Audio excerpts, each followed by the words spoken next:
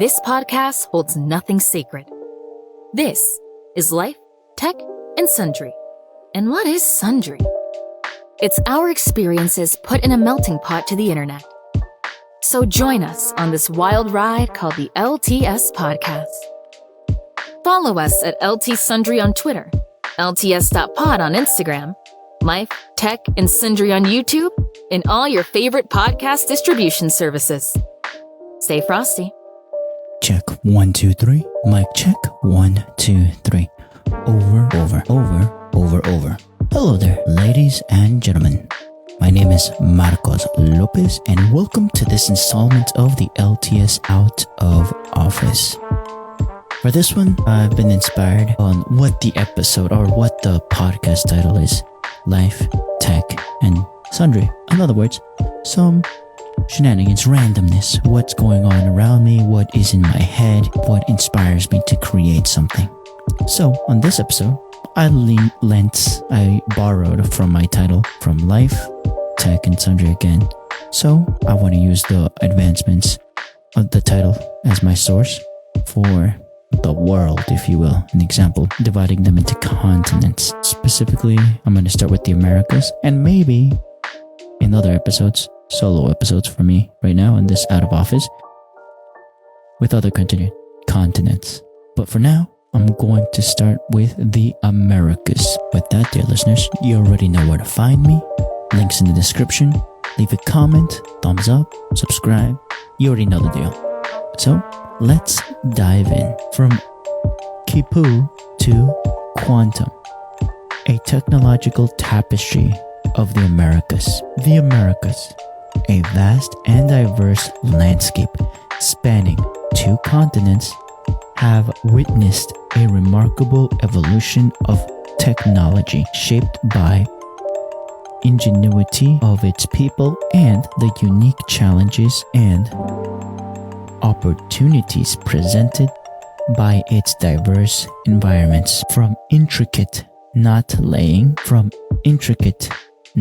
tying systems of the Inca to the cutting-edge research of modern laboratories, the technological journey of the Americas is a testament to human creativity, adaptation, and relentless pursuit of progress. Like the title, if you will, for LTS, Life, Tech, and Sundry. Now, let's embark on a journey through time, exploring the key milestones and innovations that have shaped this dynamic landscape, starting with the early foundations, indigenous ingenuity, specifically the pre-Columbian era, before obviously 1492 in my book. There's a lot of conflict that Vikings came in earlier than that, but I'm going to stick with that one for me right now. To a certain point, who isn't like a native? What's the time frame? What makes them native? Thousands, hundreds, I don't know. But for me, I'm going to start with before 1492. If you want to compare notes on that, and reach out on the comments, leave me a tweet on IG, anywhere. But this is where I want to start. So a diverse innovations, starting with the Andean region, the Quipu, an Inca knot tying system for the record keeping, a very sophisticated starter method for keeping records of any kind of data. That was very important for a civilization in any time, even now. But starting from somewhere, this is a record, a very noteworthy, for me at least, starter point. And then with the sophisticated agricultural techniques such as terracing and irrigation, and impressive architectural achievements such as Machu Picchu. Remember, dear listener, they had thousands of years and they had to develop, and their landscape was very very mountainous, so they had to get really good at developing good housing conditions, good thriving conditions, good food management systems, may that be with the knots, and also terracing, cutting into the mountainsides and creating proper terrains for their food sources. I can only imagine the competition of predators trying to get at them at that time. It's just crazy in my head right now. I just want to share that though with you. The key highlights for the Andean region. Then we slide into Mesoamerica and advance astronomical knowledge, specifically with the Maya and Aztec calendar.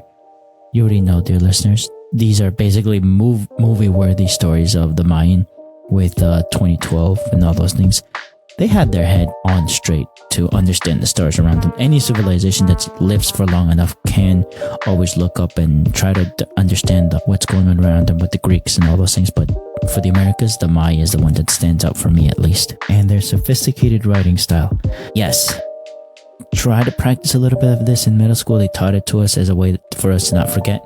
I forgot. It is complicated just on the math side. And the way that they had zeros, ones, the tables, I think they're called bits, B-I-T-S, bits of how they organize a zero, the one.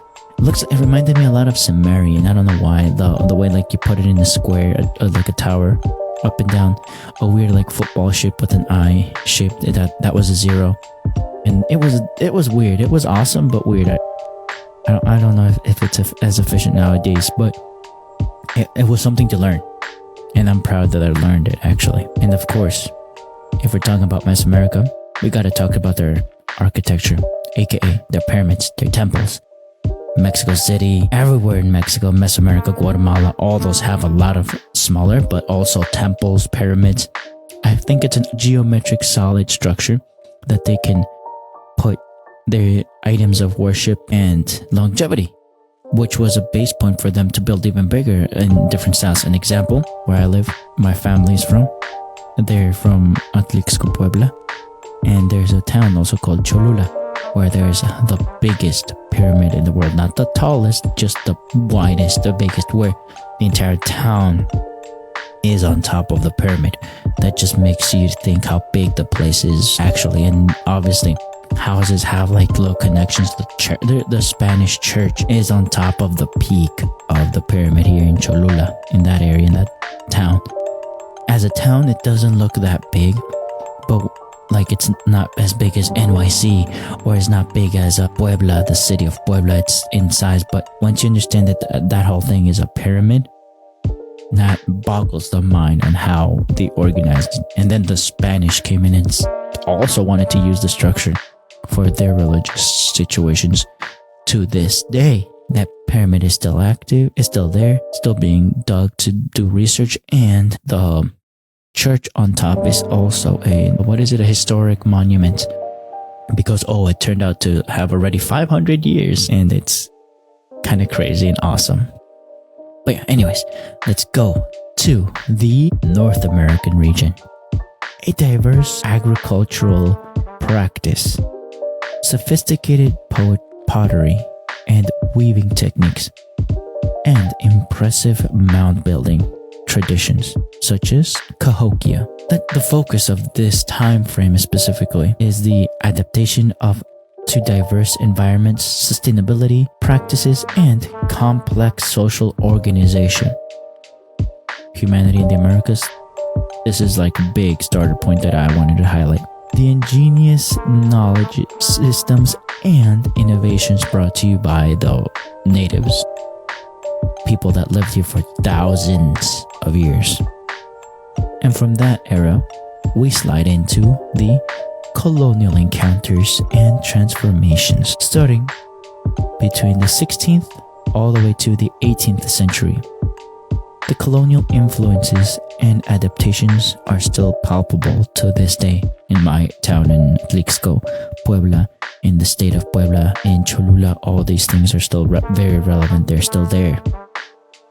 The European techniques such as metalworking, shipbuilding, and adapting to the indigenous knowledge such as mining techniques, and the development of new industries such as the silver mining in Mexico and in Peru.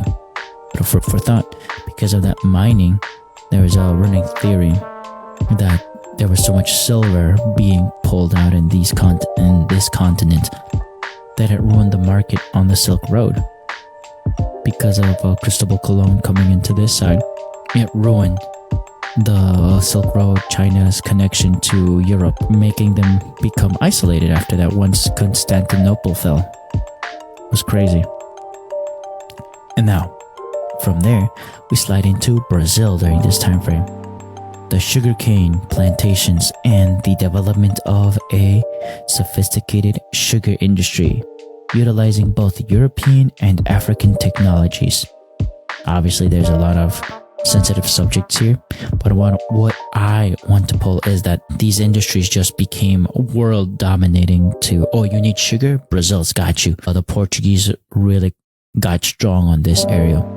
Obviously, with the use of slavery natively and importing of all those things. I'm not trying to simplify that. There is a lot of subjects to talk about that, but I want to be on the positive side of how it spread to culture, technology, and life in itself in a mass scale was affected both negatively and positively. I want on this episode lean on the positive side at least. Now for North America. The introduction of the European farming practices and developments of sophisticated shipbuilding and fishing industries, and the adaptation of indigenous technologies such as the fur trade. Yeah, Canada was on point. The Americas was on point in general for that, because you didn't, and specifically in Canada, it was a cold region and a lot of animals were adapted to that. People had to hunt these animals. Natively speaking, had to hunt these animals to survive and thrive in these regions. As the Europeans came by, they said, "Oh, I like that. That's a commodity. You can make money." Colonials said, "Oh, I can make money sending these to Europe," and they did. Such as the beaver hats. These were a staple. In those 200 years, almost all the beavers were hunted to extinction, and thus conservation efforts had to be made. But during that time frame when they were being hunted, such as the buffalo, the wolves, the beavers, the bears, the deer, all those things having fur jackets was a fashion statement that controlled and made a market. Just hunting for the whale fat for perfumes was crazy. In that time frame, in those 200 years, even a little bit earlier too, when they were in Europe, but in that time frame when they found orcas, when they found all those kinds of whales, they just hunted them to almost extinction. Anyways, the North America's introduction of European farming practices and all those things really led to a source that made the Americas desirable by colonials. So the focus of this segment of this time frame specifically was the cultural exchange of technological transfer and the challenges of colonialism. Good and bad, the good and the ugly, the pretty and the ugly, actually. In short, the indigenous knowledge systems and innovations was utilized by colonials to grow in different markets in different ways that might have been difficult, if not impossible, in the old world. From that time frame, we slide into the colonial encounters and transformations. From those transformations, basically, we slide into the rise of industry and nation building. This is starting in the 19th century. The industrialization and independence, starting with the United States. Eagle Sound. The development of railroads and infrastructure, specifically the Transcontinental Railroad, the growth of manufacturing industries such as the textile and steel, and the advancements in communication technologies, aka telegraph. Obviously, with the Transcontinental Railroad, there's a lot of dark stories of how that was made. A lot of companies became rich on the backs of hardworking men and women. Once they were across the continent, they needed food sources. They ate a lot of animals on the way. There's, I want to say, horror stories of millions. There were over, like, a rough estimation, 800 million buffalo, and these buffaloes are huge animals. Like an African buffalo is big, the American buffalo is like even bigger. It was known to take out horses without any issue. It was known to derail a train that was being used in construct for making the railroad. With one buffalo, just boom, hits it and takes out the train. And you already know what kind of train I'm talking about. That locomotive with steam and all those things. And it took it out. That's how strong these bad boys were and girls were.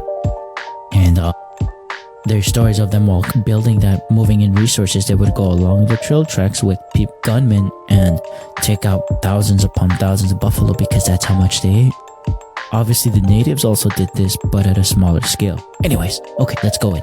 I went with the US with the Transcontinental Railroad. Now with Canada, the development of a resource-based economy, aka lumber mining. The construction of the Canadian Pacific Railway and the growth of the manufacturing industry. In Canada and the US, very thick forests. Some say that they're thick now, but they're nothing. They're a shadow of what they were when the colonials decided to use them for mining techniques, for getting their stuff done, building. Obviously, the European continent had that, but they were already so tight together with people. So this vast open space, obviously with the natives, they didn't use it that way, that scale like the European colonials did. And thus, the landscape changed. And from Canada, we go down south to Latin America. The varying levels of industrialization, with some countries, aka Argentina and Chile, experiencing significant growth in agriculture and mining, while others focused on developing infrastructure and transportation networks, aka Peru, deep mining, Mexico, deep mining. Obviously, until this day,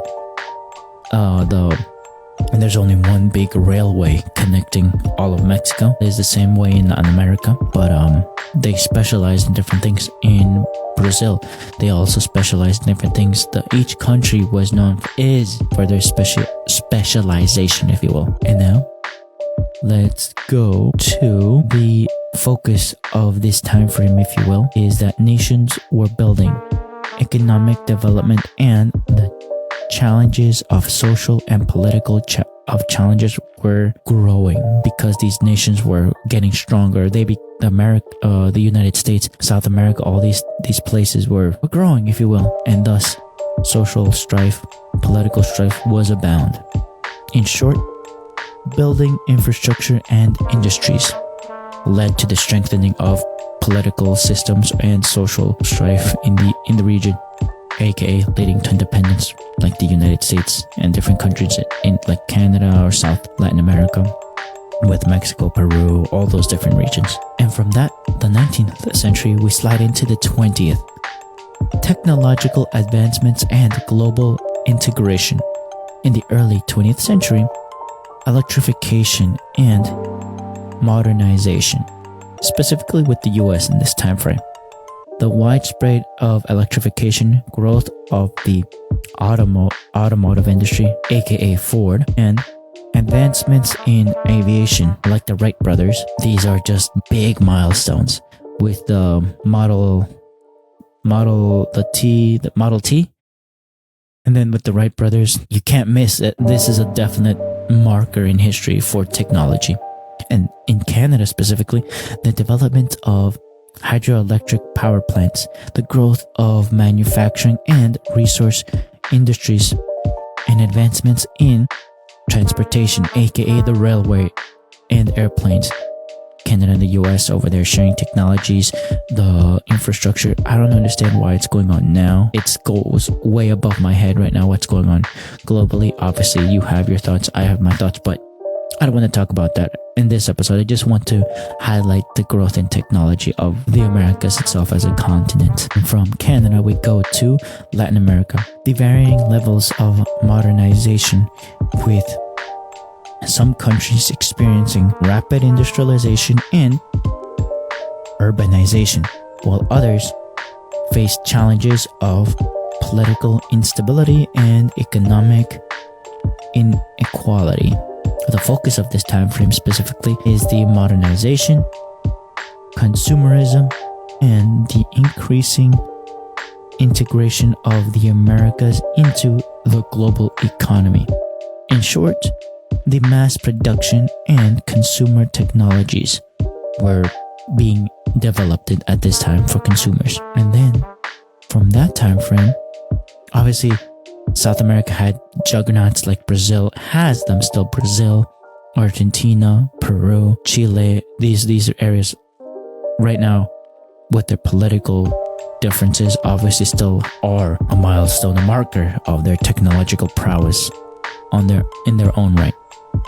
And now we slide into the mid-20th century, specifically the Information Age and the Cold War, starting with the United States. The development of early computers, the ENIAC, advancements in telecommunications, and the rise of the space race. Brought to you by NASA. That's the highlight for that one for the United States. And now for Canada, we have the development of the Canada Arm, aka robotics arm, for space shuttles. The contributions to telecommunications research and the participation in international space programs. Canada is alongside right now with Mexico and the United States.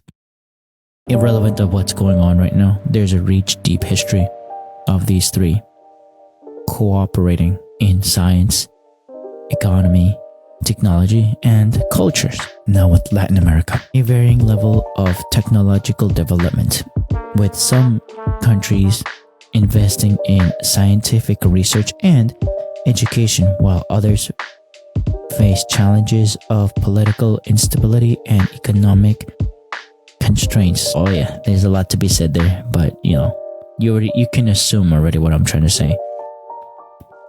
And the focus of this time frame is the scientific research, technological competition, and the social and cultural impact of new technologies.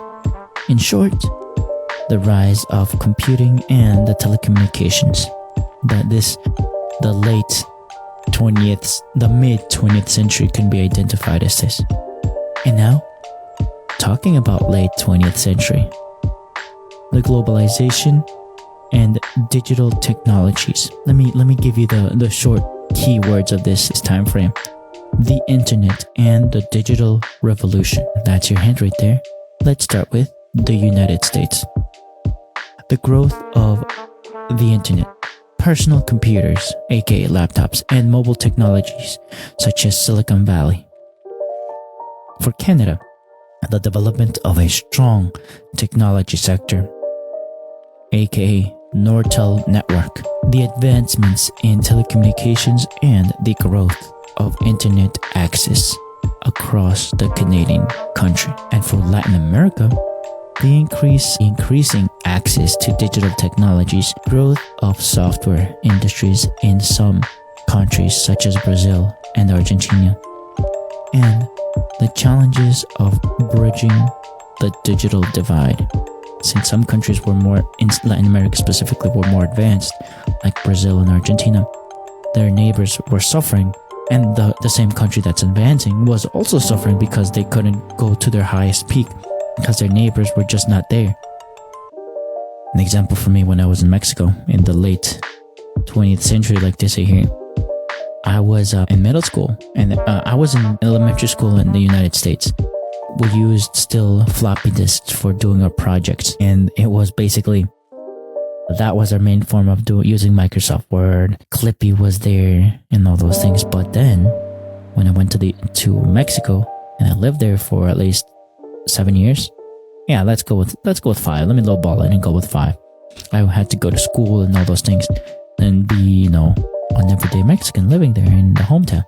We were there just in the time that they switched from floppy to USB. And I remember the high prices on 1 gigabyte or just 2 megabytes of a USB drive on the programming classes. And that was a privilege, to do all that in school, to learn. And now it's just ubiquitous. You can do this on your phone. I'm probably doing this on my tablet. If you were watching me, I'm recording this and I'll probably upload it and do post-production. But this itself would not have been possible. I would have had a heavy gear, a whole office to do this. But this, I'm just doing it on the table in the living room. Some of my classmates were interviewed in the radio for, I think they were like in a science competition, and they were bringing different students from different schools to talk about themselves. And I remember the smartest people and all those things, the more charismatic students, went to the radio at 4 a.m. to record and be interviewed.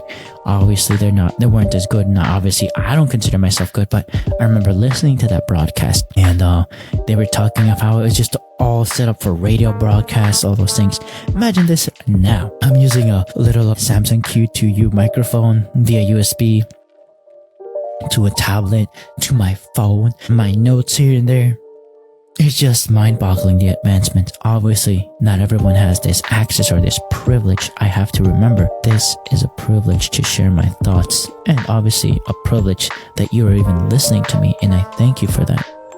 I just want to note that nuance, that advancements in just my lifetime, I have observed it, and it's just so cool. From a laptop to a computer to a big research center being the computer, just the miniaturization of that technology is awesome, and just the life that I specifically lived in between in that miniaturization does not escape. I don't forget it, and it's awesome, and I just want to share that with you. Anyways, back to the podcast. The 21st century, the innovations and the sustainability. The present day and maybe the future, North America specifically. The advancements in artificial intelligence, the biotechnology, the renewable energy, and the space exploration, leading to tech companies such as Google, Apple, Microsoft, SpaceX, and research institutions, specifically with Microsoft. They're always promoting right now that they came up with their quantum chip that's most likely their first version for the public. Let's see how that goes. That's awesome. Google putting in their AI software into everything, promoting it. It doesn't escape my mind. And Apple with their leading designs on smartphones and the hardware. Like it or not, they're the leaders on that side. Google is the leader in one side, and then Microsoft developing chips. Even though they're juggernauts, they don't rest on their laurels. They keep researching. Anyways, that's the North American side. Let's go to Latin America. The growing investment in technology and innovation, the development of renewable energy sources, and efforts to bridge the digital divide. Emerging tech hubs in some countries such as Brazil, Mexico, and Colombia. These are going on as we speak. The focus of this time frame is specifically innovation, sustainability, and addressing social environmental challenges. In short, the future of technology in the Americas is bright. The future of technology in the Americas is bright. And so, the technological journey of the Americas continues, shaped by its rich history, diverse cultures, and the ingenuity of its people. From ancient civilizations to modern innovations, the Americas have played a vital role in shaping the world we live in. As we look ahead, the focus on sustainability, social responsibility, and technological advancements will continue to drive progress and innovation in the American continent, or the Americas in short. And with that, dear listeners, I have some recommendations that could always help you, definitely help me for bringing this to you. This is some recommended resources.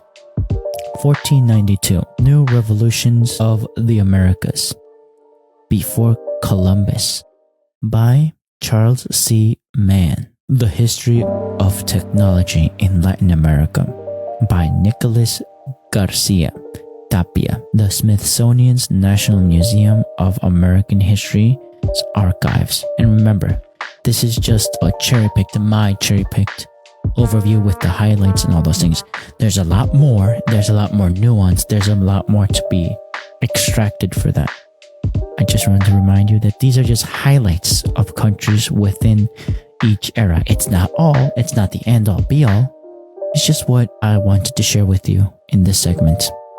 And also, I would like to share that for other sections of the world. But right now, it's the Americas. And with that, dear listeners, I want to say thank you for listening to me, lending me your ears, your time. You already know where to leave a comment. You already know where to find me.